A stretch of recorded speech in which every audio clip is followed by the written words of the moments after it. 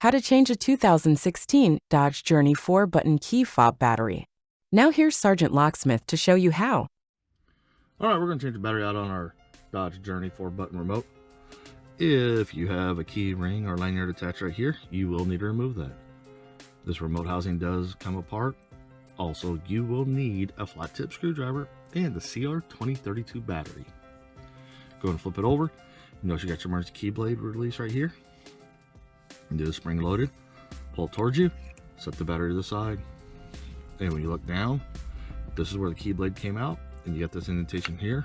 Put your flat tip screwdriver right in there. Hold your remote firmly. Take your flat tip screwdriver. You're going to twist, not pry. The housing popped. Set it back down. And the reason why I suggest doing that is that way your circuit board doesn't pop out.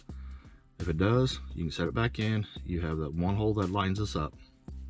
Take that same flat tip, go 180 across from the tang, take the corner right here, put it in the remote housing, and your battery will pop out just by lifting up under it. This is your CR2032 battery.